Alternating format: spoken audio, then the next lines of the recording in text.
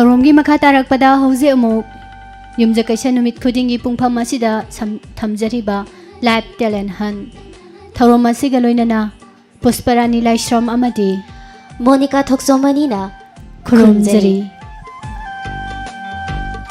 ꯉꯁꯤꯒꯤ live talent ꯍꯟꯀꯤ ꯊꯧꯔꯝꯗ ꯑꯩꯈꯣꯏꯅ ꯁꯤꯖꯤꯟꯅꯖꯔꯤꯕ ꯃꯣꯕꯥꯏꯜ ꯅꯝꯕꯔ 7630944377 ꯅꯝꯕꯔ ꯑꯃꯨꯛꯇꯪꯒ ꯍꯟꯅ ꯅꯤꯡꯁꯤꯡꯖꯒꯦ 7630944377 ꯅꯝꯕꯔ ꯑꯁꯤꯗ ꯀꯣꯜ ꯇꯧꯕꯤꯔꯛꯇꯨꯅ ꯑꯗꯣꯝꯒꯤ ꯏꯁꯥꯗ ꯂꯩꯕ ꯇꯦꯂꯦꯟ ꯃꯌꯥꯝ ꯄꯨꯟꯅ ꯇꯥꯃꯤꯟꯅꯕꯒꯤ ꯊꯧꯔꯝ ꯑꯁꯤꯗ ꯁꯔꯨꯛ ꯌꯥꯕꯤꯔꯛꯇꯨꯅ ꯈꯨꯗꯣꯡꯆꯥꯕ ꯂꯧꯕꯤꯌꯨ ꯄꯨꯁꯄꯥ ꯑꯗꯨꯗꯤ ꯉꯁꯤꯒꯤ ꯂꯥꯏꯚ ꯇꯦꯂꯦꯟ ꯑꯁꯤꯒꯤ ꯑꯍꯥꯟꯕ ꯀꯣꯂꯔ ꯂꯧꯈꯠꯁꯤ ꯍꯣꯏ ꯀꯔꯝꯕ ꯇꯦꯂꯦꯟ ꯃꯌꯥꯝꯒꯤꯗꯃꯛ ꯈꯨꯗꯣꯜ ꯇꯝꯕꯤꯔꯛꯄꯒꯦ ꯍꯥꯏꯕꯗꯨ ꯑꯃꯨꯛꯇꯪ ꯌꯦꯡꯃꯤꯟꯅꯁꯤ ꯂꯧꯈꯠꯆꯒꯦ ꯍꯜꯂꯣ ꯍꯜꯂꯣ ꯇꯔꯥꯝꯅ ꯑꯣꯛꯆꯔꯤ ꯃꯤꯡ ꯂꯩꯐꯝ ꯍꯥꯏꯕꯤꯌꯨ ꯂꯥꯃꯩꯗꯣꯡꯗ ꯁꯗꯥꯅꯟꯗ ꯉꯁꯤꯒꯤ ꯑꯍꯥꯟꯕ ꯀꯣꯂꯔ ꯑꯣꯏꯅ ꯃꯌꯥꯝꯗ ꯀꯔꯤ ꯈꯨꯗꯣꯜ ꯇꯝꯕꯤꯒꯗꯧꯔꯤ ꯃꯃꯥꯡꯗꯗꯤ ꯏꯁꯩ ꯁꯛꯄꯤꯈꯤꯕꯅꯤ ꯃꯌꯥꯝ ꯗꯥꯏꯂꯣꯒꯀꯨꯝꯕꯗꯤ ꯍꯩꯖꯗꯦ ꯏꯁꯩꯒꯨꯝꯕ ꯃꯇꯦꯡ ꯁꯨꯝ ꯍꯣꯏ ꯍꯣꯏ ꯀꯩꯁꯨ ꯀꯥꯏꯕ ꯂꯩꯇꯦꯀꯣ ꯑꯗꯨꯝ ꯇꯥꯃꯤꯟꯅꯁꯤ ꯍꯧꯕꯤꯕ ꯌꯥꯔꯦ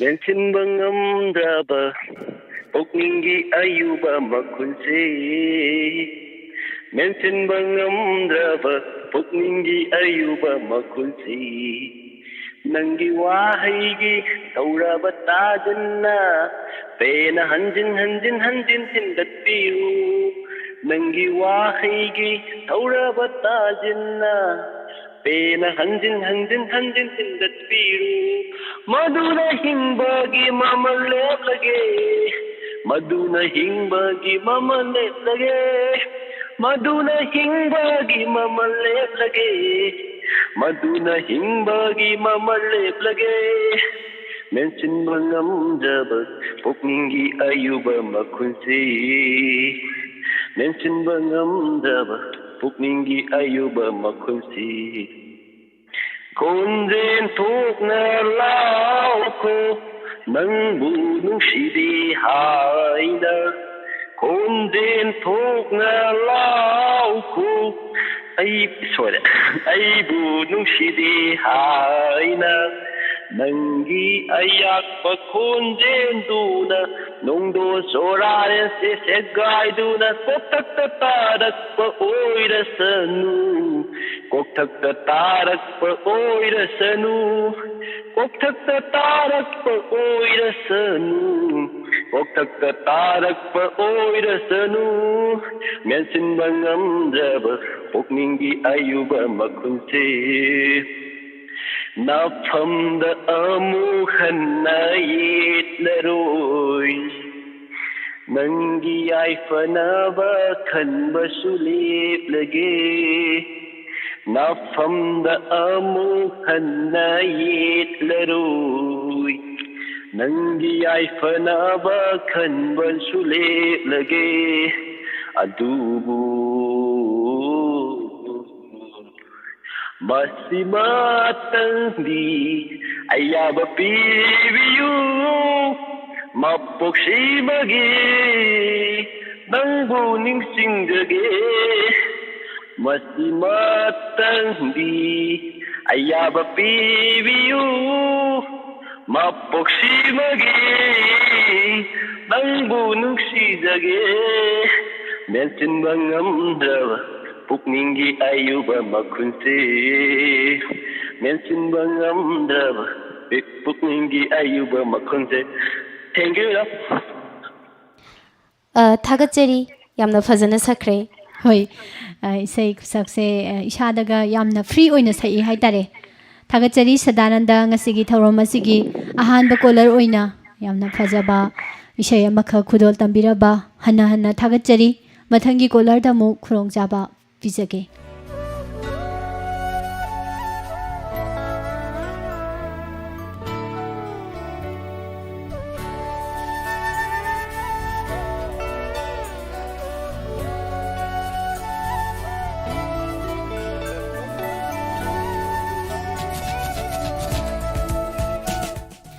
ꯃꯊꯪꯒꯤ ꯀꯣꯂꯔ ꯂꯧꯈꯠꯆꯒꯦ hello hello Hello, taram noksari ngasigi live telenanda call tawbirakpa. Isagi ming leifam han haibiyo.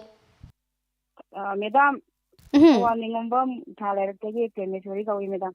Taram noksari Madam Pemesori ngasigi tharomsida call tawbirakpa. Karamba talent mayamda uthokodori. Madam, telelam ka uthok charage. Mhm. Haujarage madam. Hobiro Madam adudi taminasi mayam puna. Makhoi baba, akhoi tungan chana la bataw. Nachanupi amasu halaka chu laisale. Mai ki adata ay na khaya ma sing laibana phatro. Nang hari bawado. Nachanupi ta kari khangani. Ha? Hari bawadu lawya banati ne. Nupi no nang bawadi ne. Mathong marang khangdaba. Ay na hari bawado ne. Hekta sumala ta haiba. Kayam kaige. Ay na tawba thabak ne. Phatabang ngak khanba. Ay su ngamdre. Thabak khudi mangne. Ay mo na ngak taba. Hai. Na khoi na ngani bawado kaino. Lekai di minna ta kharo. Kari khandi ni. Ngangari bawa se. Ay di ne. Ahalo ya bani. Na khoi ni khanaraga ne. Khamba ngambo na ti. Otomina leyo. Na khoi angang amata na tabani. Bata go. Ay na hairu hini. Bata. Ima. Machigi ni tige phuraga phodong. Yung machida thaidanga leiridi. Mongnoingne. Ay jandi. Ay itinari bani. Aduga. Ima matigi mata. Khangaba. Mapam matida jawriba. Mapam matida puiba. Adugumma mathong manang khangdaba. Wangangan ko. Matung manang ngang bayarway. O ngamdre. Khudong sang mani. Uli kaise. Lang ba. Nang natawri dubu. Nachanupi ni kari khangani ha. Halaga mapamda lairi sibu. Lainingana lairi ro. Nang khara bap tabo phaiko. Ay haibi di hai ni hai. Ay na hairu raga ne. Sumai ni hekta haiba. Ay isau langdi tahan ba. Ay ne khoi jong na ne poro chong ni ko ay. Tamo nang lairam lagadi. Ay ni pamda halaga lairi basi. Lairam loi ko. Tamo ay jirai bag thida ko. Ima ipa lairi ngai di phaido. Ima ipa laitraba matamdi. Ingol khoina mapamda halaga laibasi. Ayamna laiba thikraba. Hey shor. Aigumna taibang miyoy ba punama. Aigumna laiba thiwa wahanganu ko. Madam matang loy jarage. Madam asyamna haikre haitare Puspa. Hoi. Nupa sabagi khonjal sidi yam aidi kanano tonga na pahela ira na khallure thongna haikre Madam gise Madam na izavro. Oh mane madam isani ijabane. Yamna haikre haitare wari macha ga dum iraga pathokpa dum yai adum phajai haibetare adum bhazik tawire matek se adum phajai Khajitang matang tokthorokpada mayamgi dum pendanaba tawbiramba ko. thagachari ado Madam se hoji kai tawbiri no. Madam hoje ai hotel hamjabane dubo lockdown da mi dukal hangya da da dum tumba cha ba tawle. Thagachari adonge samga matamda tharom sida seruga birakpa adudi mathangi color da muk khodong chaba pisage.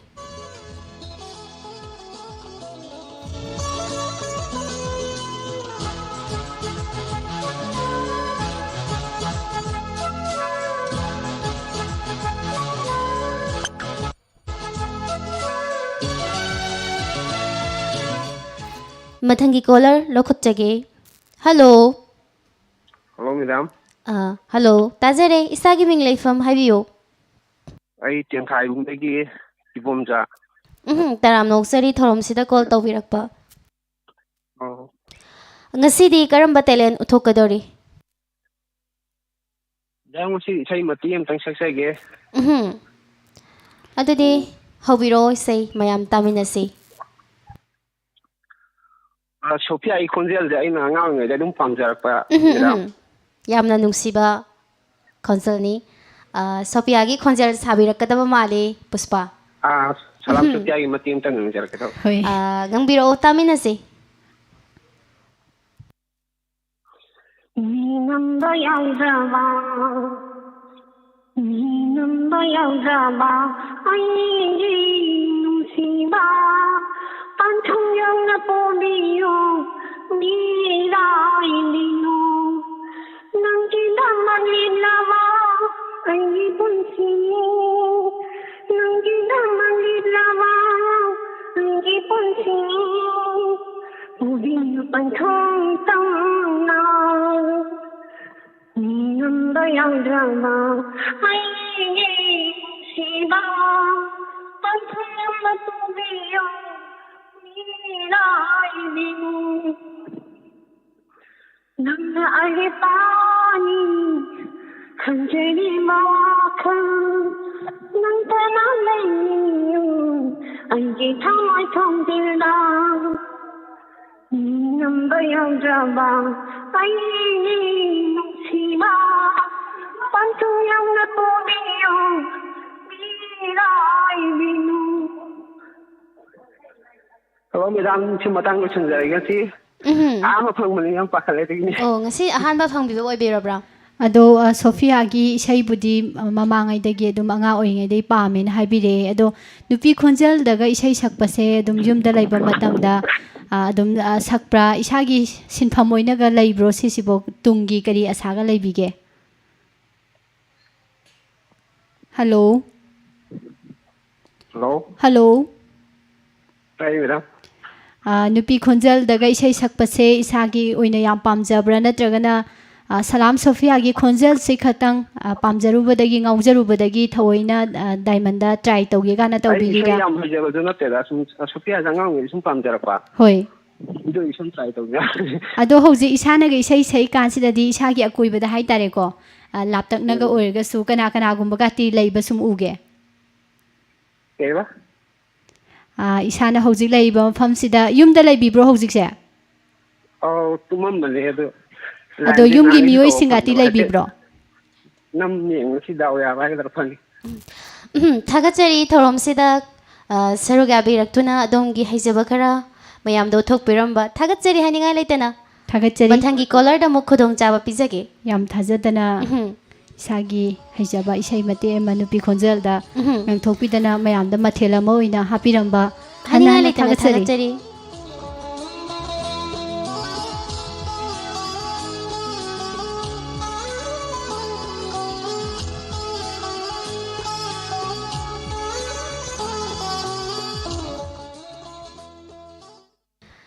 mathanggi collar lokhotchage hello Hello. taram noksari isagi ming leifam haibiyo Tawjara'ise kung paandagi Praneshwarinebuko. Angang ama layba ado ngasaydagi phone tawna adum isay sakke da sum taw layba adudo miss pahanjarake. ꯍꯣꯏ angang haise puspa angang sahi kya subirage Pahi tarabuk sijare. adudi nomaijing numitki angangi thoromda oina saroga hanse ngasidi angangi thoromda angansi yawbaje akhoi live talent asidadi khudong charoi aduna angangi thoromda soidena maki call tawbiro aduga nomaijing numitki thoromsida soidena yawhanbiyu ꯏꯁꯥꯒꯤ ꯑꯣꯏꯅꯗꯤ ꯍꯩꯖꯕ ꯑꯝꯇ ꯄꯥꯡꯊꯣꯛꯄꯤꯔꯔꯣꯏꯗ꯭ꯔꯣ Isay amtang sakjage. ꯍꯣꯏ ꯃꯤꯡꯗꯤ ꯑꯗꯨꯝ ꯇꯥꯖꯔꯦ ꯑꯗꯨꯒ ꯈꯣꯟꯖꯦꯜ ꯇꯥꯕꯗꯤ ꯉꯁꯤꯅ ꯑꯍꯥꯟꯕ ꯑꯣꯏꯔꯝꯒꯗꯕ ꯃꯥꯜꯂꯤ Aw. ꯇꯥꯃꯤꯟꯅꯁꯤ ꯑꯗꯨꯗꯤ ꯃꯦꯗꯥꯝꯒꯤ ꯈꯣꯟꯖꯦꯜꯗꯒꯤ ꯏꯁꯩ ꯃꯇꯦꯛ ꯑꯃ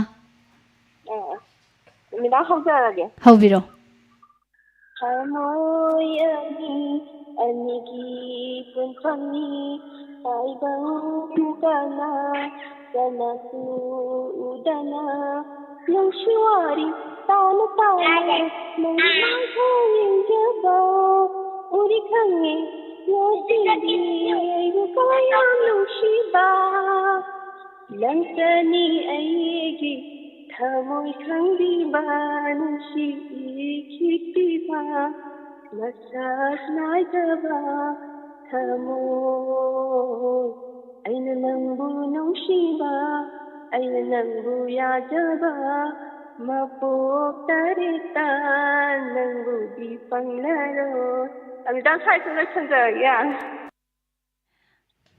ꯊꯥꯒꯠꯆꯔꯤ ꯑꯗꯣ ꯏꯁꯥꯁꯦ ꯌꯨꯝ ꯄꯥꯟꯕꯤꯔꯦꯀꯣ ꯍꯣꯏ ꯌꯥꯝ ꯅꯨꯡꯉꯥꯏꯖꯩ ꯌꯨꯝ ꯄꯥꯜꯂꯕ ꯅꯨꯄꯤ ꯑꯃ ꯑꯣꯏꯔꯒꯁꯨ ꯏꯃꯨꯡꯒꯤ ꯊꯕꯛ ꯅꯣꯝꯅ ꯅꯣꯝꯅ ꯗꯥꯏꯃꯟ ꯔꯦꯗꯤꯑꯣꯒꯤ ꯊꯧꯔꯝ ꯈꯨꯗꯤꯡꯃꯛꯇ ꯁꯔꯨꯛ ꯌꯥꯕꯤꯕ ꯍꯥꯏꯅꯤꯡꯉꯥꯏ ꯂꯩꯇꯅ ꯊꯥꯒꯠꯆꯔꯤ ꯑꯗꯨꯒ ꯗꯥꯏꯃꯟ ꯔꯦꯗꯤꯑꯣꯒꯤ ꯊꯧꯔꯝꯁꯤꯡꯁꯦ ꯂꯣꯏ ꯅꯨꯡꯉꯥꯏꯌꯦ ꯃꯦꯗꯥꯝ ꯍꯣꯏ ꯑꯃꯠꯇ ꯆꯤꯊꯗꯦ ꯑꯩ ꯊꯥꯒꯠꯆꯔꯤ ꯑꯆꯤꯟꯕ ꯃꯇꯝ ꯂꯩꯇꯕ ꯃꯇꯝꯗ ꯑꯗꯨꯃꯛ ꯗꯥꯏꯃꯟ ꯔꯦꯗꯤꯑꯣꯅ ꯁꯟꯗꯣꯛꯆꯔꯤꯕ ꯄ꯭ꯔꯣꯒꯥꯝꯁꯤꯡꯗ ꯏꯁꯥꯅ ꯈꯣꯏꯗꯥꯕ ꯄ꯭ꯔꯣꯒꯥꯝꯁꯤꯡ ꯑꯗꯨꯃꯛ ꯇꯥꯕꯤꯌꯨ ꯉꯁꯤꯒꯤ ꯑꯣꯏꯅꯁꯨ ꯏꯁꯥꯒꯤ ꯈꯣꯟꯖꯦꯜꯗꯒꯤ ꯃꯌꯥꯝꯗ ꯏꯁꯩ ꯃꯇꯦꯛ ꯑꯃ ꯌꯥꯝ ꯐꯖꯅ ꯂꯥꯟꯊꯣꯛꯄꯤꯔꯛꯏ ꯊꯥꯒꯠꯆꯔꯤ ꯍꯟꯅ ꯍꯟꯅ ꯃꯦꯗꯥꯝ ꯊꯥꯒꯠꯆꯔꯤ ꯃꯦꯗꯥꯝ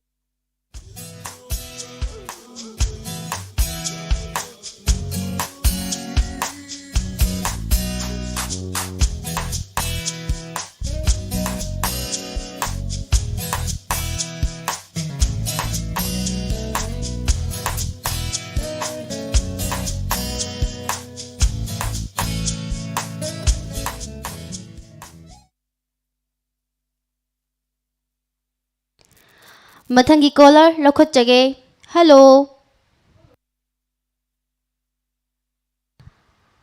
ꯍꯜꯂꯣ ꯇꯥꯕꯤꯕ꯭ꯔꯥ ꯂꯥꯏꯟꯁꯦ ꯇꯥꯟꯅꯗꯕ ꯃꯥꯜꯂꯦ ꯃꯊꯪꯗ ꯁꯣꯏꯗꯅ ꯇ꯭ꯔꯥꯏ ꯇꯧꯕꯤꯔꯛꯎ ꯃꯊꯪꯒꯤ ꯀꯣꯂꯔꯗ ꯑꯃꯨꯛ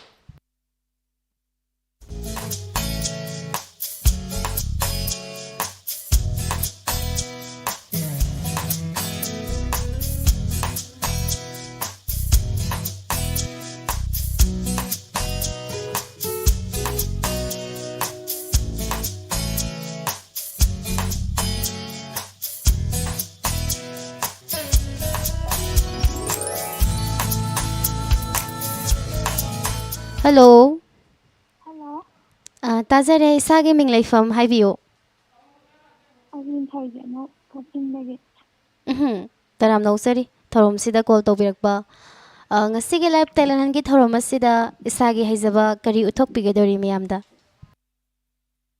ꯃꯦꯗꯥꯝ ꯏꯁꯩ ꯑꯣꯏꯅ ꯆꯞꯆꯔꯛꯀꯦ ꯑꯗꯨꯗꯤ ꯍꯧꯔꯁꯤꯀꯣ ꯃꯥꯏꯔꯦꯝꯕꯝ ꯂꯤꯂꯥꯕꯇꯤꯒꯤ ꯂꯥꯛꯂꯕꯔꯥ ꯄꯨꯡꯅꯤ ꯊꯥ ꯇꯧꯕꯗꯣ ꯑꯗꯨ ꯏꯁꯩꯗꯣ ꯃꯇꯦꯛ ꯑꯃꯇꯪ ꯁꯛꯂꯛꯀꯦ ꯃꯄꯨꯝꯗꯤ ꯍꯩꯇ꯭ꯔꯦ ꯌꯥꯝꯅ ꯐꯖꯕ ꯏꯁꯩꯅꯤ ꯂꯥꯛꯂꯕꯔꯥ ꯄꯣꯏꯅꯨꯊꯥ ꯑꯗꯨꯗꯤ ꯍꯧꯕꯤꯔꯛꯑꯣ ꯃꯌꯥꯝ ꯄꯨꯟꯅꯃꯛ ꯇꯥꯃꯤꯟꯅꯁꯤ ꯂꯥꯛꯂꯕꯔꯥ ꯄꯣꯏꯅꯨꯊꯥ ꯌꯧꯔꯛꯂꯕꯔꯥ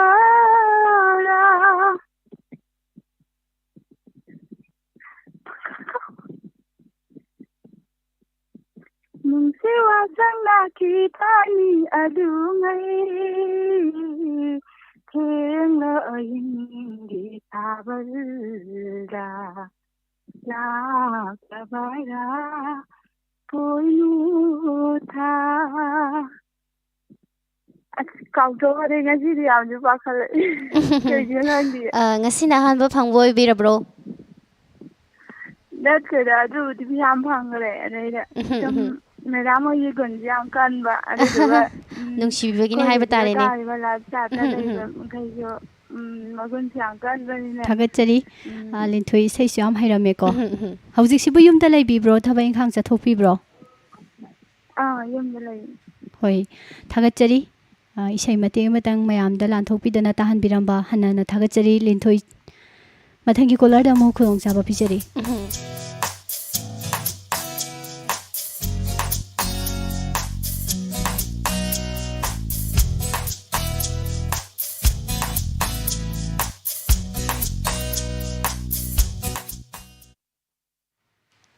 ꯍꯜꯂꯣ ꯕꯤꯗ꯭ꯌꯥꯔꯥꯅꯤ ꯊꯧꯕꯥꯜ ꯃꯐꯝꯗꯒꯤ ꯊꯧꯕꯥꯜ ꯎꯄ꯭ꯔꯝꯗꯒꯤ ꯕꯤꯗ꯭ꯌꯥꯔꯥꯅꯤ ꯉꯁꯤꯁꯨ ꯑꯃꯨꯛ ꯊꯦꯡꯅꯖꯔꯦ ꯌꯥꯝ ꯅꯨꯡꯉꯥꯏꯖꯩ ꯀꯔꯝꯕ ꯏꯁꯥꯒꯤ ꯍꯩꯖꯕ ꯎꯠꯊꯣꯛꯄꯤꯗꯧꯔꯤ ꯉꯁꯤ ꯏꯁꯩꯗꯤ ꯁꯛꯅꯤꯡꯕꯅꯦꯕ ꯑꯗꯣ ꯗꯥꯏꯂꯣꯛ ꯑꯣꯏꯅ ꯇꯧꯔꯛꯑꯒꯦ ꯃꯃꯥꯁꯤꯅ ꯏꯁꯩ ꯁꯛꯏꯉꯩꯗ ꯃꯆꯥꯁꯤ ꯌꯦꯡꯁꯜꯍꯧꯗꯕꯒꯤ ꯌꯥꯏꯌꯦ ꯈꯨꯗꯣꯡꯊꯤꯕꯗꯣ ꯍꯣꯏ ꯍꯣꯏ ꯑꯗꯨꯁꯨ ꯃꯊꯦꯜ ꯑꯃ ꯑꯣꯏꯅ ꯅꯨꯡꯉꯥꯏꯒꯗꯕ ꯃꯥꯜꯂꯦ ꯄꯨꯁꯄꯥ ꯍꯣꯏ ꯑꯗꯨꯗꯤ ꯍꯧꯕꯤꯔꯁꯤ ꯃꯦꯗꯥꯝ ꯃꯌꯥꯝ ꯄꯨꯟꯅ ꯇꯥꯃꯤꯟꯅꯁꯤ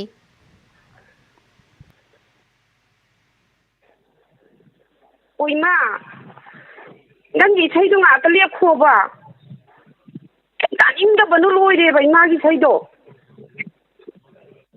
ꯍꯦ ꯑꯩꯒꯤ ꯏꯁꯩꯁꯦ ꯅꯪꯉꯣꯟꯗ ꯀꯩꯗꯧꯔꯒꯦ ꯑꯩꯒꯤ ꯏꯁꯩꯁꯦ ꯃꯤꯌꯥꯝ ꯃꯥꯡꯗꯅꯦ ꯑꯩꯅꯅꯦ ꯏꯁꯩꯁꯦ ꯁꯛꯑꯒ ꯄꯩꯁꯥ ꯇꯥꯜꯂꯒ ꯅꯪꯁꯦ ꯍꯥꯏꯕꯅꯤ ꯈꯪꯉꯕ ꯅꯪꯅ ꯑꯩꯉꯣꯟꯗ ꯋꯥꯔꯛꯀꯗꯕ ꯅꯠꯇꯦ ꯑꯗꯨ ꯑꯣꯏꯔꯁꯨ ꯏꯃꯥꯒꯤ ꯏꯁꯩꯗꯨꯅ ꯑꯩ ꯊꯛꯑꯦ ꯍꯥꯏꯕꯁꯦ ꯏꯃꯥꯅꯅꯦ ꯅꯨꯃꯤꯠ ꯈꯨꯗꯤꯡꯒꯤ ꯄꯥꯎꯊꯪꯗꯅ ꯁꯨꯝ ꯉꯥꯡꯉꯤꯗꯣ ꯊꯛꯄꯤꯔꯅꯨ ꯀꯔꯤꯒꯤꯅꯣ ꯏꯃꯥꯅ ꯑꯩꯕꯨ ꯄꯣꯛꯄꯤꯔꯝꯃꯤꯁꯤꯕꯣ ꯑꯗꯨꯃꯥꯏꯅ ꯄꯥꯎꯊꯪꯗꯣꯔꯒꯗꯤ ꯍꯩꯃꯥ ꯆꯤꯟꯊꯛꯇꯒ ꯈꯨꯝꯕꯗꯅ ꯁꯤꯒꯤ ꯑꯉꯥꯡꯁꯦ ꯊꯛꯈꯤꯅꯤ ꯊꯛꯀꯦ ꯅꯨꯡꯁꯤꯖꯕ ꯅꯪꯕꯨ ꯀꯩꯗꯒꯤ ꯂꯥꯛꯄꯅꯣ ꯀꯅꯥꯅ ꯅꯪꯕꯨ ꯊꯥꯔꯛꯄꯅꯣ ꯀꯔꯤꯒꯤꯗꯃꯛ ꯂꯥꯛꯄꯅꯣ ꯅꯨꯡꯁꯤꯖꯕ ꯅꯪꯕꯨ ꯐꯔꯦꯗꯅ ꯑꯁꯦ ꯂꯩꯍꯧꯔꯣ ꯅꯪ ꯃꯊꯟꯇ ꯂꯩꯍꯧꯔꯣꯀꯣ ꯑꯩ ꯆꯠꯂꯦ ꯊꯣꯛꯑꯦ ꯍꯜꯂꯣ ꯑꯩꯈꯣꯏ ꯃꯥꯗꯣ ꯏꯁꯩ ꯁꯛꯑ ꯂꯩꯍꯧꯋꯦ ꯑꯗꯨ ꯊꯣꯛꯂꯛꯏꯅꯦꯕ ꯑꯩꯁꯦ ꯑꯗꯨ ꯍꯥꯏꯔꯛꯑꯣ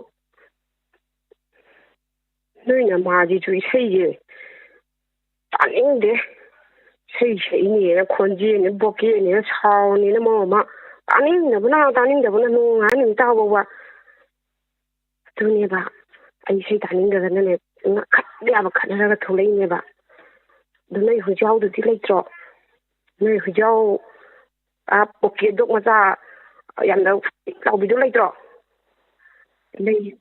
ꯂꯩꯕꯨꯗꯤ ꯂꯩꯌꯦꯕꯀꯣ ꯑꯗꯨ ꯅꯪ ꯊꯞꯅ ꯆꯪꯉꯣ ꯂꯣꯟꯅ ꯆꯪꯉꯣ ꯇꯨꯃꯤꯟꯅ ꯆꯪꯉꯣ ꯅꯨꯃꯤꯗꯥꯡ ꯑꯣꯏꯕꯅꯤꯅꯅꯦ ꯃꯤꯅꯒ ꯀꯩꯅꯣꯗꯤ ꯍꯨꯏꯗꯣ ꯈꯣꯡꯉꯛꯀꯅꯦꯕ ꯃꯅꯤꯡ ꯊꯣꯡꯂꯣꯝꯗ ꯆꯪꯉꯣꯕ ꯍꯣꯏ ꯆꯪꯉꯛꯀꯦ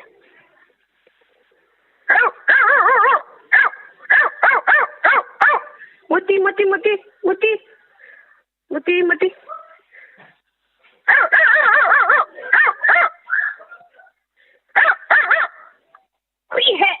ꯍꯨꯏꯍꯦ ꯃꯨꯇꯤ ꯂꯥ ꯈꯣꯡꯒꯅꯨ ꯅꯪ ꯀꯩꯗꯧꯔꯒꯦ ꯃꯣꯇꯤ ꯅꯪ ꯀꯩꯗꯧꯔꯒꯦ ꯀꯩꯁꯨꯝ ꯂꯩꯇꯤꯌꯦ ꯃꯣꯇꯤ ꯏꯃꯥ ꯇꯥꯈꯤꯅꯤ ꯃꯣꯇꯤ ꯏꯃꯥ ꯇꯥꯈꯤꯅꯤ ꯍꯨꯏꯅꯤꯅ ꯈꯣꯡꯄꯥꯛꯅꯤ ꯀꯧꯕ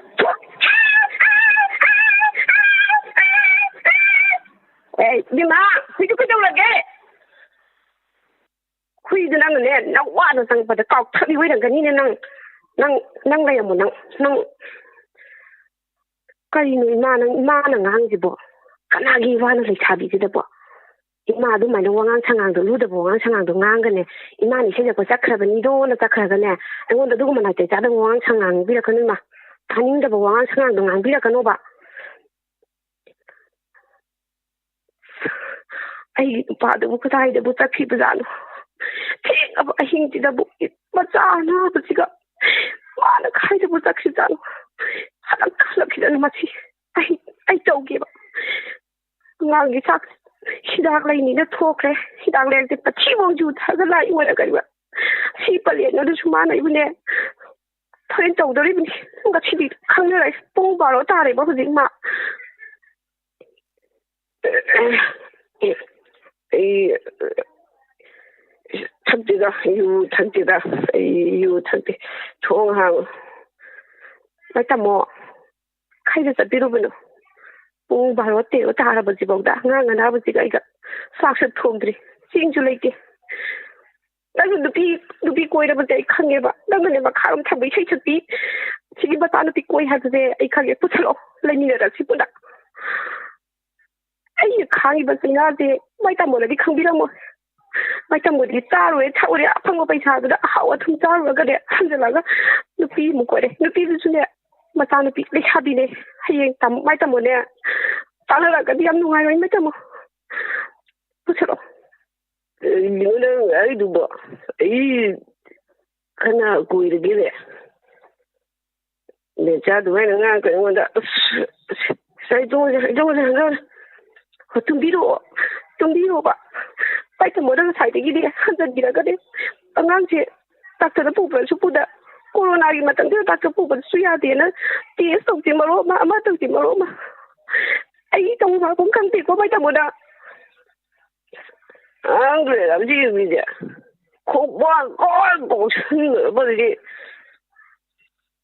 ꯀꯧ ꯆꯪꯂꯣ ꯇꯥꯅꯤꯡꯗꯦ ꯐꯔꯦ ꯍꯧꯖꯤꯛꯄꯨꯗꯤ ꯅꯨꯃꯤꯗꯥꯡꯅꯤꯅ ꯑꯩ ꯇꯨꯃꯤꯟꯅ ꯂꯩꯖꯔꯒꯦ ꯅꯨꯄꯤ ꯑꯩꯈꯣꯏꯅ ꯋꯥꯕꯁꯦ ꯅꯨꯄꯥ ꯅꯣꯏꯗꯤ ꯀꯩꯝꯇ ꯈꯪꯕꯤꯗꯦꯕ ꯐꯔꯦ ꯑꯩ ꯏꯆꯥ ꯑꯅꯥꯕꯁꯤ ꯄꯨꯔꯒ ꯏꯄꯥꯝꯗ ꯆꯠꯄꯗꯨꯁꯨ ꯀꯣꯔꯣꯅꯥ ꯃꯇꯝꯅꯤꯅ ꯍꯧꯖꯤꯛ ꯏꯄꯥꯝꯅꯁꯨ ꯆꯪꯍꯟꯅꯤꯡꯉꯣꯏꯗꯣ ꯑꯩ ꯀꯃꯥꯏꯅ ꯇꯧꯁꯤꯒꯦ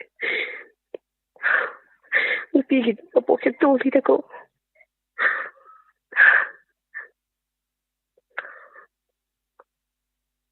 Bima, tang phibam muti tau kaino mai tau tawi nang je nang bu nu pi thi ban pa na sinatra din nang wari sanabam letra bro ha kari noi ma nang ngang do mi ki inam maji gi nu ba jina adu da na wari ga ko dana khodana wari sanaba de ma nang na du yamna ai ngon mo na thaje jo phare phare ai mo da lai ra ge ko na nang kaino nang tai du kaino ha nang tai du kaino ba nang amma ma thing je ma go na nang phibam muti tawi nang na sa na bai thong ma tawi da na bai thong tawi da nang ji tin pa diam thun phone da ko na ga ne nang ai na u sakta ma u re ko na hello tamo ai na na si am ngang ai phibam sa ta tamo nang ai long da ba ya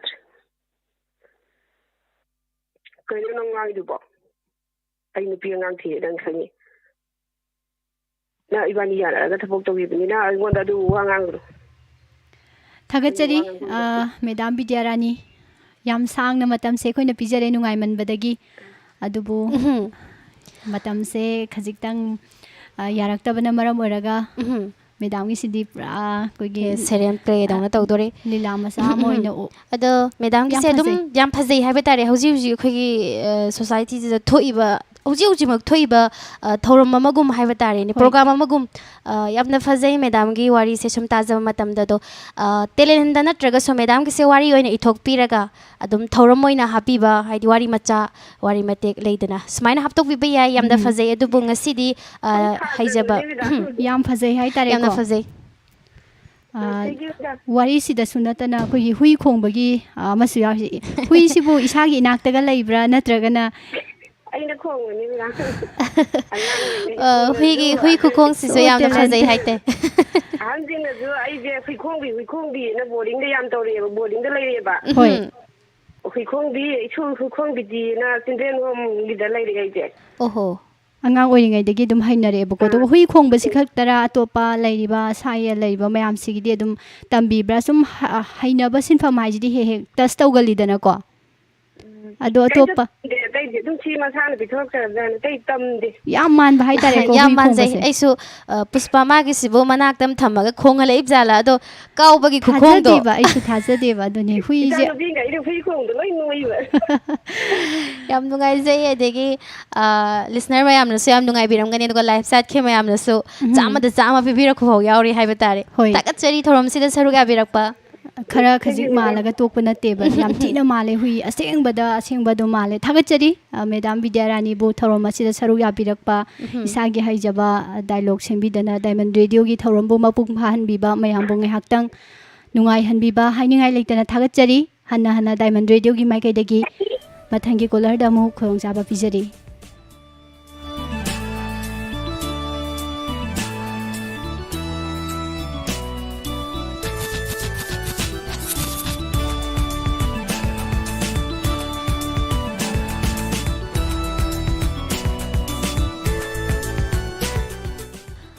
mathangi caller lakhut jage hello hello friend ahamda Madam ani bu khurum jari akhagi mai kai dagi su taram nok seri isagi mingli fam hana haibiyo wabagai kala jitagi namarak pa meno Madam ngasidi live talent ngi thorom sida karamba isagi talent uthok pigadori kano ina tawjarage wari atian ba idea nokningen Madam moi madi tabiri jingi nokning gadra khamdre atian madi wajan ko yengsi wari do hobiro khoisu nokningi haribine pasa kharadi nokning amagani hoi launa gan balaina se karino na mayam na hangagadi nok pasini haini chumani maya ka khalagadi kaino khangdana adum ekta nok yawi ado Madam na no bani na khoisu so mayam marakti kharju dum nok padi dum yaura ani na thamjage tamina se dudi hobiro China hadadi chahi manga taruki mamangda akogi sipaina ni ka bagi thabak se akogi khungwangi oiro Manipuri mafam panamak ta tharameba adai reida phuba chaiba taraba likai amada kan nupa jina anamba phura ba sibai jina adai reida nupa ngai je khanga makadana nupa madi hekta khanga makadra ma koye ma kokhem chesela ba nupi gi sagon ji laura ba mana phane su sisala ba ngang ju posali ꯑꯗꯨꯒ ꯃꯀꯣꯏꯗꯨꯗꯤ ꯃꯥꯗꯤ ꯚꯥꯞ ꯑꯣꯏꯍꯧꯗ꯭ꯔꯕ ꯑꯗꯨꯒ ꯃꯔꯛꯁꯤꯗ ꯑꯗꯨꯝ ꯌꯥꯎꯔꯕ ꯑꯗꯩꯗ ꯃꯩꯔꯥꯁꯨ ꯑꯗꯨꯝ ꯈꯨꯠꯁꯤꯗ ꯃꯩꯅꯝꯗꯨ ꯄꯥꯏꯕꯅꯤꯅ ꯃꯥꯁꯨ ꯊꯛꯀꯠꯇꯅ ꯅꯨꯄꯤ ꯃꯔꯛꯇꯨꯗ ꯆꯦꯟꯖꯜꯂꯒ ꯑꯗꯨꯝ ꯂꯣꯠꯆꯕ ꯁꯨꯝ ꯃꯥꯜꯍꯜꯂꯛꯄ ꯑꯗꯨꯗ ꯁꯤꯐꯥꯏ ꯑꯃꯅ ꯑꯁ ꯃꯥꯁꯨ ꯈꯪꯕꯅꯦ ꯑꯣ ꯅꯤꯁꯥꯕꯟ ꯃꯀꯣꯏ ꯆꯣꯝꯕꯗꯤ ꯌꯥꯎꯏꯅ ꯇꯧꯏꯁꯦ ꯑꯗꯨꯒꯤ ꯋꯥ ꯂꯣꯏꯖꯔꯒꯦ ꯉꯥꯏꯍꯥꯛꯇꯨꯗ ꯇꯦꯟꯁꯟ ꯃꯌꯥꯝ ꯂꯩꯅꯔꯒꯁꯨ ꯊꯦꯡꯅꯔꯤꯕ ꯃꯤꯗꯨꯗꯤ ꯑꯗꯨꯝ ꯅꯣꯛꯅꯤꯡꯉꯗꯧꯅꯦ ꯍꯥꯏꯖꯔꯤꯕꯀꯣ ꯑꯆꯨꯝꯕꯅꯦ ꯅꯤꯁꯥꯕ ꯃꯀꯣꯏ ꯆꯣꯝꯕ ꯌꯥꯎꯋꯦꯅ ꯃꯤ ꯑꯇꯩꯗꯤ ꯍꯥꯏꯕꯤꯔꯛꯄ ꯈꯪꯗꯦ ꯑꯩꯗꯤ ꯎꯔꯗꯤ ꯑꯗꯨꯝ ꯅꯣꯛꯑꯅꯤ ꯊꯥꯒꯠꯆꯔꯤ ꯑꯗꯣꯝꯒꯤ ꯃꯃꯜ ꯌꯥꯝꯂꯕ ꯋꯥꯐꯝ ꯈꯔ ꯊꯝꯕꯤꯔꯛꯄ ꯑꯗꯨꯒ ꯃꯌꯥꯝꯕꯨ ꯅꯣꯛꯍꯟꯕꯤꯔꯝꯕ ꯍꯥꯏꯕ ꯇꯥꯔꯦꯅꯦ ꯊꯥꯒꯠꯆꯔꯤ ꯊꯧꯔꯝꯁꯤꯗ ꯁꯔꯨꯛ ꯌꯥꯕꯤꯔꯛꯄ ꯑꯗꯨꯗꯤ ꯃꯊꯪꯒꯤ ꯀꯣꯂꯔꯗ ꯑꯃꯨꯛ ꯈꯨꯗꯣꯡꯆꯥꯕ ꯄꯤꯖꯒꯦ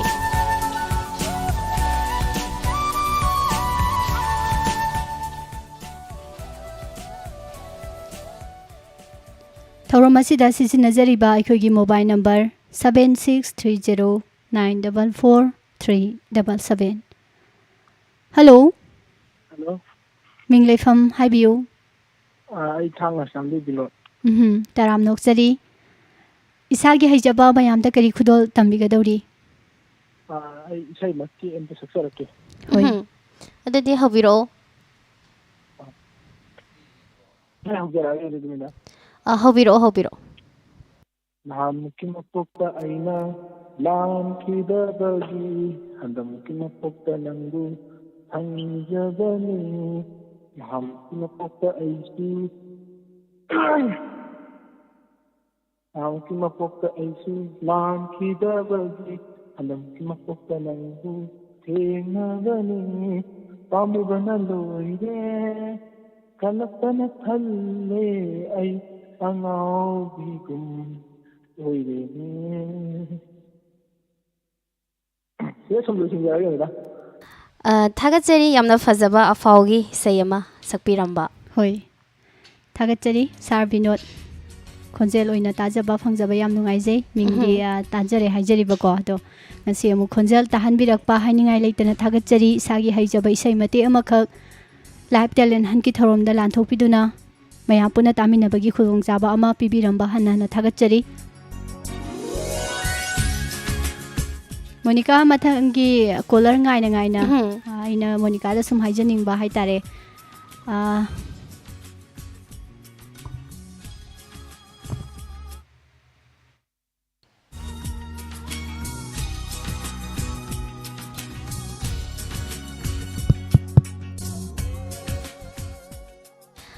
ꯍꯥꯏꯕꯤꯌꯨ ꯄꯨꯁꯄꯥ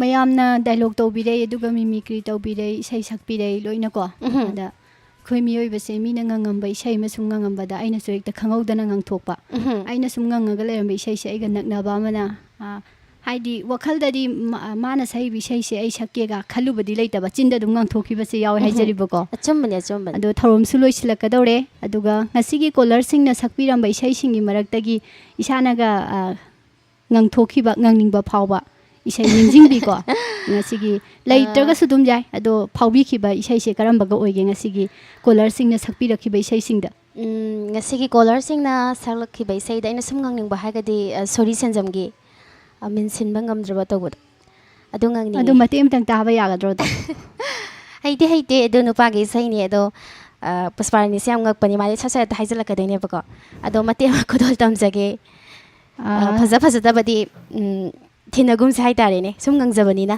ꯍꯣꯏ ꯁꯨꯝ ꯐꯥꯎꯕ ꯂꯩ ꯑꯗꯨꯗ ꯍꯪꯕꯅꯦ ꯃꯣꯅꯤꯀꯥꯒꯤꯁꯨ ꯐꯥꯎꯕ ꯂꯩꯔꯝꯒꯗ꯭ꯔꯥ ꯑꯩꯉꯣꯟꯗ ꯍꯪꯉꯒꯁꯨ ꯑꯗꯨꯝ ꯀꯥꯏꯗꯦ ꯂꯩꯖꯩ ꯑꯆꯨꯝꯕꯅꯦ ꯄꯨꯁꯄꯥ ꯂꯩꯖꯩ ꯃꯤꯅ ꯁꯛꯄ ꯏꯁꯩ ꯑꯗꯨꯝ ꯑꯩꯈꯣꯏ ꯑꯗꯨꯝ ꯉꯪꯕ ꯌꯥꯎꯏ ꯃꯌꯦꯛꯀꯤꯗꯤ ꯏꯁꯩ ꯁꯛꯄ ꯃꯌꯥꯝꯅ ꯁꯛꯏꯁꯦ ꯃꯌꯥꯝ ꯂꯣꯏ ꯉꯪꯅꯔꯤꯕ ꯉꯥꯛꯇꯅꯦ ꯍꯥꯏꯇꯥꯔꯦ ꯄꯥꯝꯅꯕꯅ ꯍꯣꯏ ꯑꯗꯣ ꯈꯨꯗꯣꯜ ꯇꯝꯖꯔꯛꯀꯦ ꯍꯣꯏ ꯃꯇꯦꯛ ꯑꯃ ꯃꯦꯟꯁꯤꯟꯕ ꯉꯝꯗ꯭ꯔꯕꯁꯦ ꯇꯥꯃꯤꯟꯅꯁꯤꯗꯗꯤ ꯃꯇꯦꯛ ꯈꯖꯤꯛꯇꯪ ꯀꯣꯂꯔꯁꯨ ꯉꯥꯏꯍꯥꯛ ꯄꯥꯏꯕꯤꯌꯨ ꯍꯣꯜꯗ ꯉꯥꯏꯍꯥꯛ ꯂꯩꯕꯤꯌꯣꯅ ꯊꯝꯖꯒꯦ ꯃꯦꯟꯁꯤꯟꯕ ꯉꯝꯗ꯭ꯔꯕ ꯄꯨꯛꯅꯤꯡꯒꯤ ꯑꯌꯨꯕ ꯃꯈꯣꯜꯁꯦ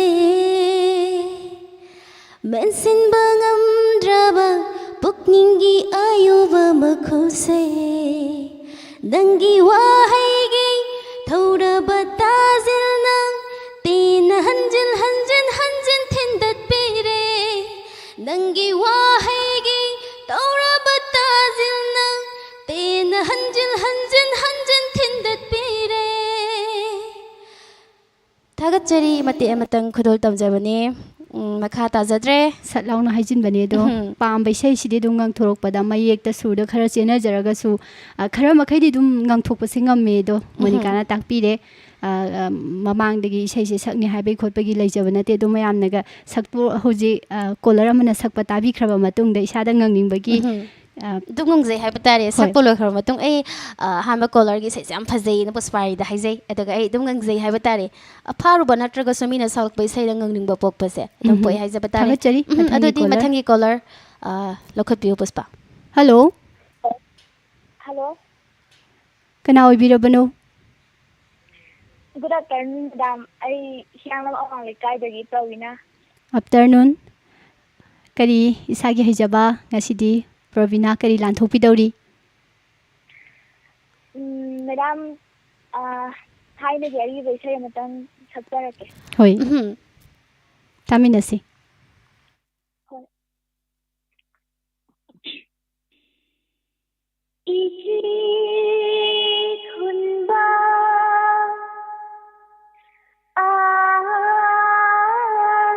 ahingi naitom thokliba thajao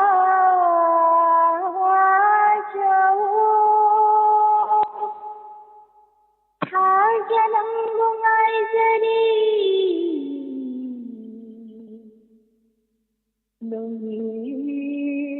Sikla lagli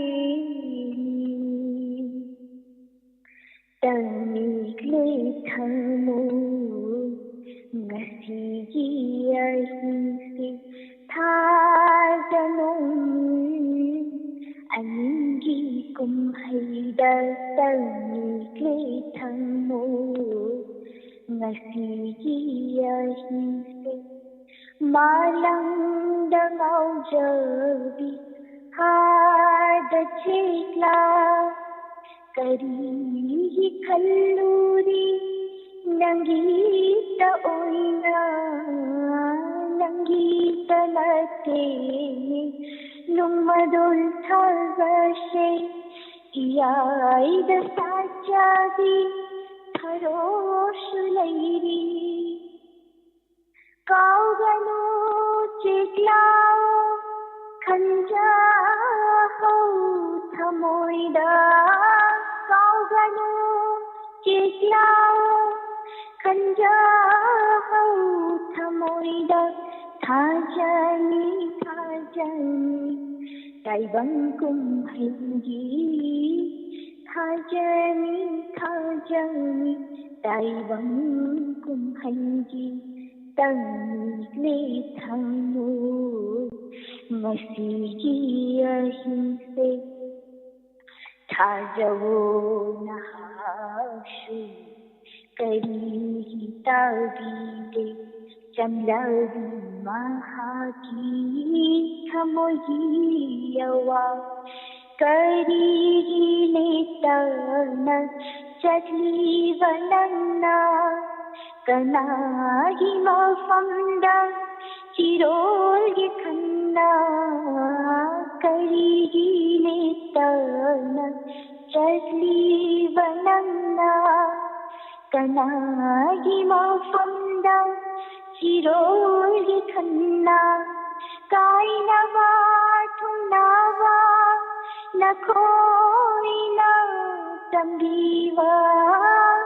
kainava thunava nakhoina tambiva yingine taibanna nakhoigi kumhaina yingine taibanna nakhoigi kumhaida tangikli thamu ngasigi ahimse thajanum angi kumhaida thajanum angi kumhaida tangikli thamu ngasigi ahimse Madam Atang Devolution Judge.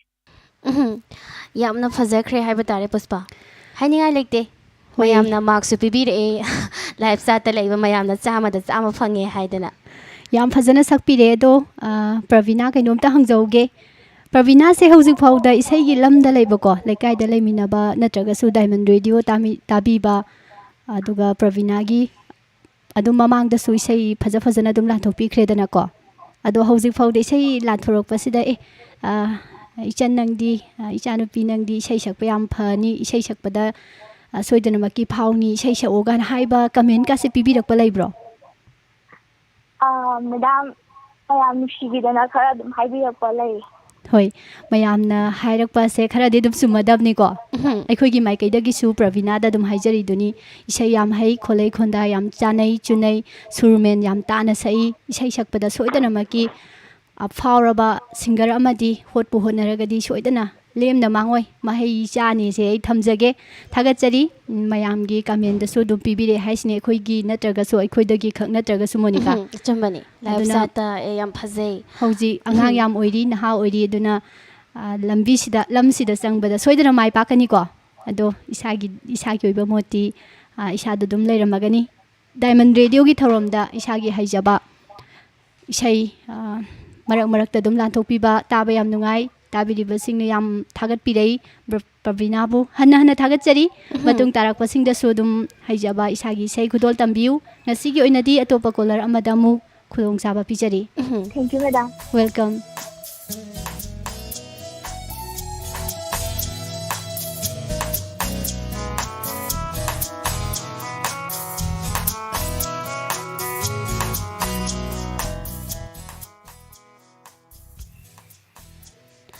ꯃꯊꯪꯒꯤ colour ꯂꯧꯈꯠꯆꯒꯦ ꯄꯨꯁꯄꯥ ꯑꯗꯨꯗꯤ ꯂꯧꯈꯠꯄꯤꯌꯨ hello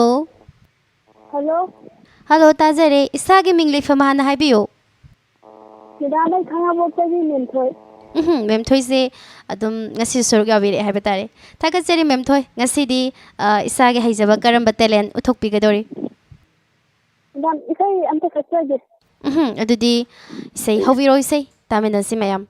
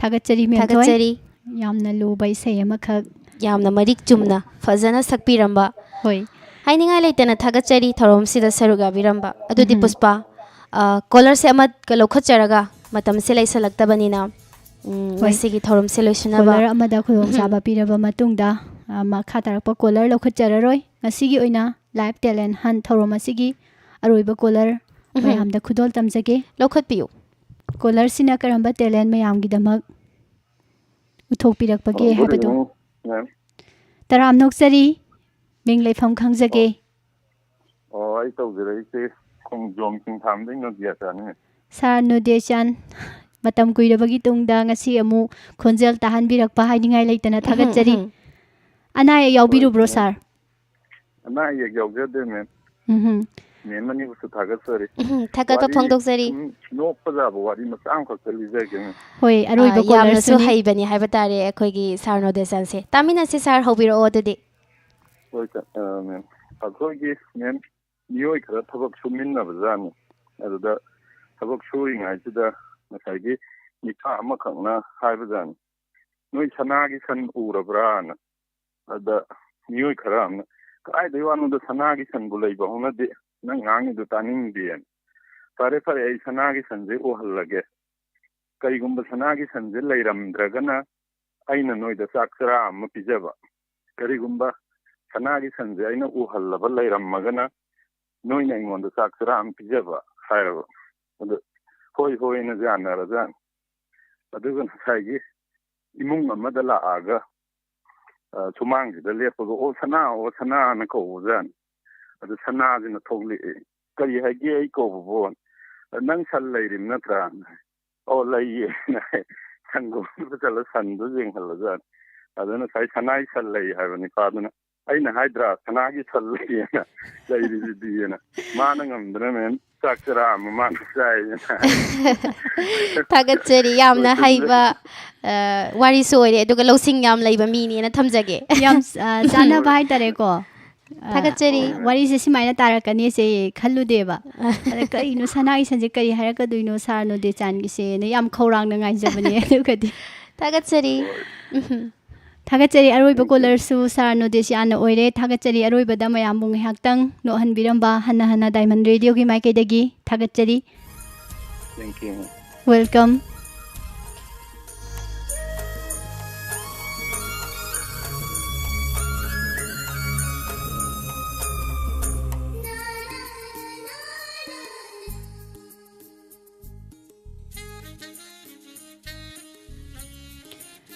ꯑꯗꯨꯗꯤ ꯃꯈꯥ ꯇꯥꯔꯛꯄ colour ꯂꯧꯈꯠꯆꯗꯦ ꯉꯁꯤꯒꯤꯗꯃꯛꯇꯗꯤ live talent ꯍꯟ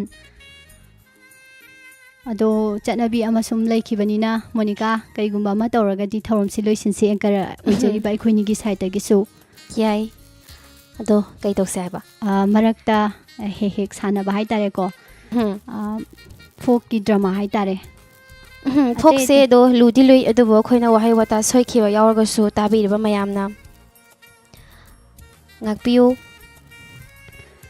ꯁꯨꯝ ꯇꯝꯖꯕ ꯍꯥꯏꯇꯥꯔꯦ ꯃꯌꯥꯝꯒꯤ ꯄꯦꯟꯅꯅꯕ ꯃꯌꯥꯝꯁꯨꯅꯤ ꯃꯊꯪꯒꯤ ꯇꯦꯂꯦꯟ ꯍꯟꯇꯗꯤ ꯑꯩ ꯁꯤꯒꯤ ꯃꯣꯅꯣꯂꯣꯛꯁꯤꯃ ꯇꯧꯒꯦ ꯏꯁꯩꯁꯤꯃ ꯁꯛꯀꯦ ꯍꯥꯏꯗꯅ ꯀꯣꯜ ꯇꯧꯕꯤꯗꯅ ꯁꯔꯨꯛ ꯌꯥꯕꯤꯔꯤꯅꯤ ꯑꯗꯨꯒ ꯑꯦꯡꯀꯔ ꯑꯣꯏꯖꯔꯤꯕ ꯑꯩꯈꯣꯏꯒꯤ ꯁꯥꯏꯠꯇꯁꯨ ꯑꯁ ꯏꯁꯩ ꯁꯛꯂꯣ ꯍꯥꯏꯔꯛꯀꯅꯤ ꯗꯥꯏꯂꯣꯛ ꯇꯧ ꯍꯥꯏꯔꯛꯀꯅꯤꯅ ꯈꯟꯕꯗ ꯏꯟꯅꯕ ꯍꯥꯏꯇꯥꯔꯦ ꯑꯦꯡꯀꯔ ꯃꯁꯦꯟ ꯏꯟꯅꯕ ꯑꯁ ꯉꯁꯤꯗꯤ ꯑꯩ ꯇꯧꯕ ꯉꯝꯃꯣꯏ ꯀꯥꯏꯅ ꯏꯟꯅꯕ ꯑꯗꯨꯝ ꯂꯩꯖꯩ ꯑꯗꯣ ꯃꯌꯥꯝꯒꯤ ꯍꯥꯏꯕꯤꯔꯛꯑꯒꯗꯤ ꯀꯔꯤꯝꯇ ꯇꯧꯔꯝꯗꯅ ꯑꯁꯨꯝ ꯂꯩꯊꯣꯛꯈꯤꯕꯁꯤꯁꯨ ꯅꯨꯡꯉꯥꯏꯇꯦꯅ ꯑꯩꯈꯣꯏꯁꯨ ꯀꯔꯤ ꯇꯧꯁꯤꯒꯦꯅ ꯑꯗꯨꯝ ꯈꯟꯅꯖꯕ ꯑꯗꯨꯝ ꯂꯩ ꯑꯗꯣ ꯃꯣꯅꯤꯀꯥ ꯑꯩꯈꯣꯏꯅꯤꯅ ꯁꯥꯟꯅꯈꯤꯕ ꯍꯥꯏꯇꯥꯔꯦꯀꯣ ꯐꯣꯛꯀꯤ ꯁꯨꯝ ꯃꯔꯛ ꯁꯔꯛ ꯀꯩꯒꯨꯝꯕ ꯀꯥꯟꯗ ꯂꯩꯕ ꯃꯇꯝꯗ ꯁꯨꯝ ꯁꯥꯟꯅꯈꯤꯕ ꯔꯦꯗꯤꯑꯣ ꯗ꯭ꯔꯃꯥꯗꯒꯤ ꯃꯇꯦꯛ ꯑꯃꯇꯪ ꯍꯩꯕ꯭ꯔꯥ ꯍꯩꯇꯕ꯭ꯔꯥ ꯌꯦꯡꯁꯤ ꯉꯁꯤꯒꯤ ꯉꯁꯤꯅꯗꯤ ꯃꯌꯥꯝꯗ ꯎꯠꯊꯣꯛꯑꯀꯥꯟꯗ ꯑꯁ ꯃꯊꯪꯒꯤꯗꯗꯤ ꯆꯥꯟꯁꯁꯤꯃ ꯃꯁꯤ ꯇꯧꯕ ꯌꯥꯅꯤ ꯉꯝꯅꯤ ꯍꯥꯏꯕꯗꯨꯝ ꯈꯪꯒꯗꯣꯏꯅꯤ ꯏꯁꯥꯅ ꯈꯪꯖꯒꯗꯣꯏꯅꯤ ꯑꯗꯣ ꯍꯥꯏꯐꯦꯠꯇꯪ ꯌꯦꯡꯁꯤ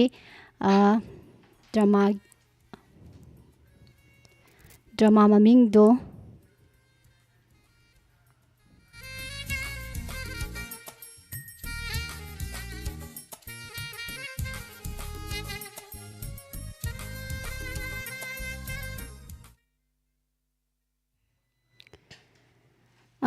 ꯃꯃꯤꯡꯁꯦ ꯗ꯭ꯔꯃꯥꯗꯨꯒꯤ ꯃꯃꯤꯡꯗꯣ ꯑꯩꯈꯣꯏ ꯁꯥꯟꯅꯕꯕꯨꯗꯤ ꯑꯩꯈꯣꯏ ꯕꯥꯅꯤꯅ ꯁꯥꯟꯅꯈꯤꯕꯅꯤ ꯑꯗꯣ ꯍꯧꯔꯣꯛ ꯆꯅꯨ ꯇꯝꯐꯥ ꯍꯥꯏꯕ ꯐꯣꯛ ꯗ꯭ꯔꯃꯥꯁꯤꯗꯒꯤ ꯗꯥꯏꯂꯣꯛ ꯃꯇꯦꯛꯇꯨꯃ ꯃꯃꯥꯡꯗ ꯑꯩꯈꯣꯏꯅꯤꯅ ꯇꯧꯈꯤꯕꯗꯣ ꯑꯗꯨꯝ ꯍꯩꯕ꯭ꯔꯥ ꯗꯥꯏꯂꯣꯛꯇꯣ ꯆꯨꯝꯅ ꯇꯥꯔꯛꯄ꯭ꯔꯥ ꯑꯗꯨ ꯑꯝꯇꯪ ꯌꯦꯡꯁꯦ ꯌꯦꯡꯁꯤ ꯐꯩꯔꯦꯡ ꯇꯨꯔꯦꯡ ꯂꯥꯛꯄ꯭ꯔꯥ ꯌꯥꯏ ꯑꯔꯣꯏꯕ ꯑꯣꯏꯅ ꯃꯌꯥꯝꯒꯤ ꯄꯦꯟꯕꯤꯅꯕ ꯍꯥꯏꯕ ꯇꯥꯔꯦ ꯄꯨꯁꯄꯥ ꯊꯧꯔꯝꯁꯤꯗ ꯍꯣꯏ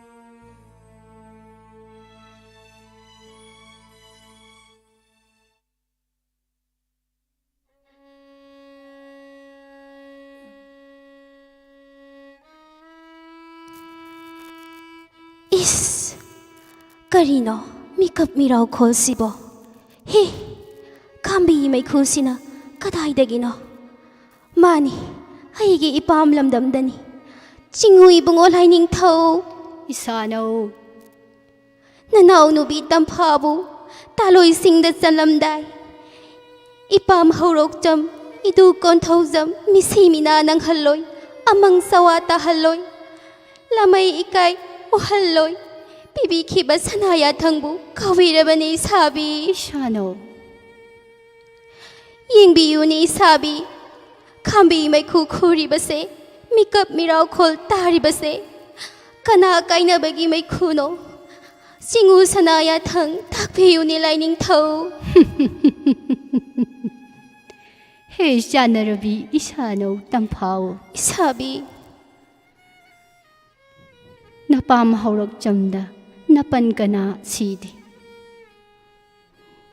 ꯅꯗꯨ ꯀꯣꯟꯊꯧꯖꯝꯗꯁꯨ ꯄꯂꯦꯝ ꯀꯅꯥ ꯀꯥꯏꯅꯕ ꯂꯩꯇꯦꯗꯣ ꯏꯁꯥꯅꯧ ꯉꯔꯥꯡ ꯀꯣꯔꯧꯅꯣ ꯏꯄꯟ ꯍꯧꯆꯥꯝꯕꯅ ꯑꯩꯒꯤ ꯌꯋꯥ ꯇꯨꯡꯑꯣꯏꯅ ꯍꯧꯔꯛ ꯈꯨꯟꯖꯥ ꯍꯧꯗꯨꯅ ꯁꯗꯥꯟꯕ ꯆꯠꯄꯗ ꯃꯄꯥꯔꯤ ꯁꯛꯅ ꯀꯣꯟꯖꯅ ꯊꯝꯖꯔꯤꯕ ꯇꯥꯎꯕ ꯍꯨꯏꯕꯨ ꯇꯥꯡꯖꯂꯤꯟꯅ ꯆꯤꯛꯄꯗ ꯌꯥꯏꯕꯤ ꯃꯊ꯭ꯋꯥꯏ ꯃꯥꯡꯂꯦꯗꯣ ꯇꯥꯏꯕꯪ ꯃꯤꯒ ꯄꯥꯡꯈꯛꯅ ꯄꯣꯠꯂꯣꯏꯕꯤꯌꯨ ꯍꯥꯏꯗꯨꯅ ꯇꯥꯎꯕ ꯍꯨꯏꯕꯨ ꯄꯣꯠꯂꯣꯏꯕꯅꯤꯗꯣ ꯏꯁꯥꯅꯧ ꯆꯤꯡꯎ 이붕ꯉꯣ ꯂꯥꯏꯅꯤꯡꯊꯧ ꯅꯁꯥꯕꯤ ꯄꯥꯏꯃ ꯏꯪꯖꯔꯦ ꯂꯥꯏꯔꯝꯂꯦꯟꯗ ꯅꯁꯥꯕꯤꯕꯨ ꯅꯁꯥꯅꯧꯕꯨ ꯂꯩꯃꯔꯦꯟ ꯐꯝꯊꯣꯟ ꯄꯤꯕꯤꯗꯨꯅ ꯆꯤꯡꯎꯒꯤ ꯊꯧꯒꯜ ꯐꯪꯖꯕ ꯂꯣꯏꯕꯥꯡ ꯀꯨꯝꯖꯥ ꯌꯥꯝꯁꯤꯜꯂꯛꯂꯦꯗꯣ ꯏꯁꯥꯅꯧ 이파리 ꯑꯃꯁꯨ ꯐꯪꯖꯔꯦꯗꯣ ꯂꯣꯏꯗꯥꯡ ꯑꯁꯨꯛ ꯀꯨꯏꯕꯁꯦ ꯏꯄꯥꯝ ꯂꯝꯗꯝꯗ ꯈꯣꯡꯗꯥꯕꯁꯨ ꯐꯪꯖꯗ꯭ꯔꯤꯗꯣ ꯉꯁꯤ ꯀꯣꯔꯧ ꯅꯣꯡꯁꯤꯗꯤ ꯏꯄꯥꯝ ꯂꯝꯗ ꯈꯣꯡꯗꯥꯖꯔꯨꯒꯦꯗꯣ ꯂꯥꯏꯅꯤꯡꯊꯧ ꯇꯝꯐꯥ ꯅꯌꯥꯊꯪ ꯄꯤꯕꯤꯌꯨꯗꯣ ꯂꯥꯏꯅꯤꯡꯊꯧ ꯀꯔꯤ ꯌꯋꯥꯅꯣ ꯆꯤꯡꯒꯣꯏꯅꯔꯤꯕ ꯂꯥꯏꯔꯝꯂꯦꯟ ꯃꯤꯔꯝꯂꯦꯟ ꯂꯤꯆꯠ ꯈꯦꯠꯅꯩ ꯈꯜꯍꯩꯗꯕ ꯋꯥꯈꯜꯅꯤ ꯏꯁꯥꯅꯧ ꯆꯤꯡꯎ 이붕ꯉꯣ ꯂꯥꯏꯅꯤꯡꯊꯧ ꯇꯥꯏꯕꯪ ꯂꯤꯆꯠ ꯌꯥꯎꯖꯔꯣꯏ ꯂꯥꯏꯒꯤ ꯂꯤꯛꯂꯝ ꯀꯥꯏꯖꯔꯣꯏ ꯋꯥꯡꯂꯦꯟ ꯄꯨꯡꯖꯥ ꯑꯃꯇꯪ ꯏꯄꯥꯝ ꯂꯝꯗꯝ ꯈꯣꯡꯗꯥꯖꯔꯨꯒꯦ ꯂꯥꯏꯅꯤꯡꯊꯧ ꯐꯔꯦ ꯐꯔꯦ ꯏꯁꯥꯅꯧ ꯄꯥꯏꯃꯅ ꯅꯤꯡ ꯊꯨꯡꯖꯔꯣ ꯁꯅꯥꯒꯤ ꯀꯩꯔꯥꯛ ꯊꯥꯕꯤꯔꯒꯦ ꯈꯣꯡꯗꯣꯏꯖꯔꯣ ꯅꯄꯥꯝ ꯂꯝꯗꯝ 이사비 ꯑꯗꯨꯝ ꯍꯤꯛꯇꯤ ꯑꯣꯏꯔꯒ ꯏꯁꯥꯅꯧ ꯆꯤꯡꯎ ꯂꯥꯏꯒꯤ ꯂꯤꯛꯂꯝ ꯀꯥꯏꯔꯛꯀꯅꯨ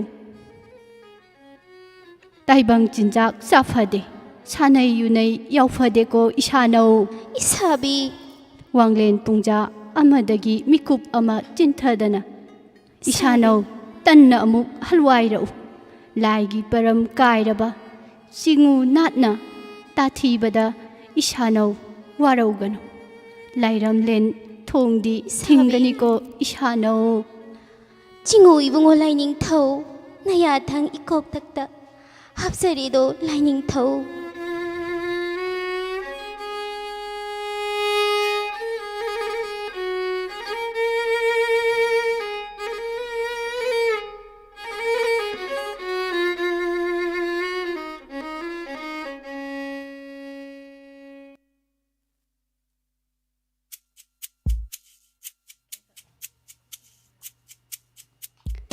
थागतचरी थागतचरी मयाम पुनमकपु थौरमसे मपुंग फानाबा हाइदुना हेक्ता तौसिनजबने अदो फजा फजदबा मयामना